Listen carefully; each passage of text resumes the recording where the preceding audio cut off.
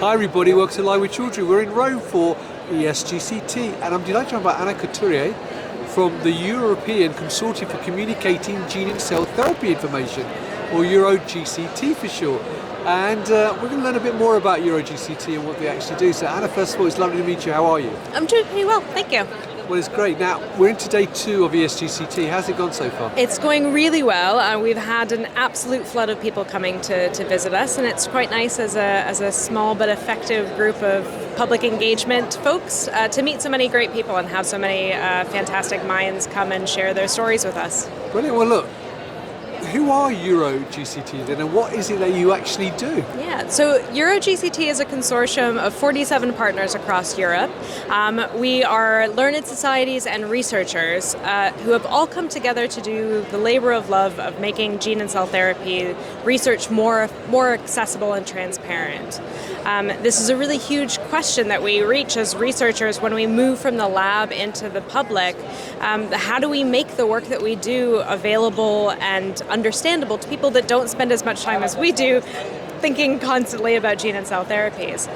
It's about accessibility, it's about transparency, and it's also about making sure that people understand the work that's being done here and the science that can potentially impact their lives down the line.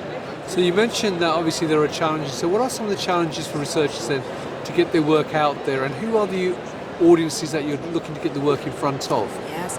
So a lot of the challenges are around the science behind gene and cell therapies. These are incredibly complex treatments that require a lot of input along the pathway, from the basic looking down a microscope all the way to figuring out how to actually get it to patients. So for us, generally the main audience types that we have are patients. I like to use what's called the 3 a.m. rule. It's 3 a.m., you've just been diagnosed with a life-changing condition, and you pull out your phone, you start Googling. What information do you find? Are you finding information that's been created, reviewed by patients and researchers together, or are you finding something that's potentially predatory and potentially going to hit you when you're at your most vulnerable? We also target as well regulators, the general public, students, anyone who we think and who generally would benefit from a greater understanding of gene and cell therapies. Right. And how do you go about communicating them to that audience that you're looking to reach? So we do a number of different approaches to that. So one of the approaches to that is that we do training for early career researchers and researchers in the field to make sure that they feel comfortable being able to go out, even just to talk to their families about their work. What language do they use? What are the concepts that are important to understand to better be able to interact with their work? The other thing that we do is that we, through our website, EuroGCT.org, we maintain fact sheets, educational resources, lots of things that have been co-developed by scientists and artists and patients, all coming together to make sure that they're able to kind of talk about different aspects. And that we work very hard to make sure that that's integrated into things like Google, so that you find us when you need to. But it's a huge challenge, and we are always looking for more people to get involved. Everything we make is freely available. Nothing is commercially made. Nothing is behind a paywall. We want this information out there. We want it accessible, and we want it to the people that need to see it. Fantastic. One final question for you. I mean, what are some of the common misconceptions then people may have about cell and gene therapies that you're trying to dispel? I think one of the biggest ones is that there is one therapy, is that a gene and cell therapy there's one route to that. And often that it is, we'd like to call it kind of a balm of Gilead. It's one thing that solves everything.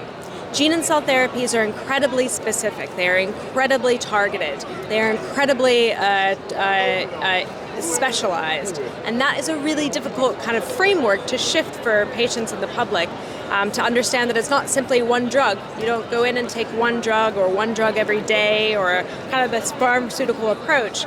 This is something that are potentially have very life-changing interactions, but they are different than what we've seen before. Brilliant. Well, look, Anna, I really appreciate the time out to talk to me today. I mean, this was off the spur. I saw the table here. I said to Anna, hey, do you fancy doing an interview? She said, of course. She was up for it. So that's really I'm really grateful for taking time to talk to me, and it's really interesting what you're doing. Good luck with the work that you do. So viewers, if you'd like to learn more about EuroGCT and you're here at ESGCT, there's a lot of GCTs I've got to say in those sentences, then come and talk to Anna and the rest of the team. They'll be happy to tell you more about what they do and how you can get involved. And obviously you can go to their website, eurogct.org, and learn more there as well. So Anna, it's lovely to meet you. Enjoy the rest of your time in Rome. Thank you so and much. Thank you for watching. Until next time, stay safe. Bye-bye.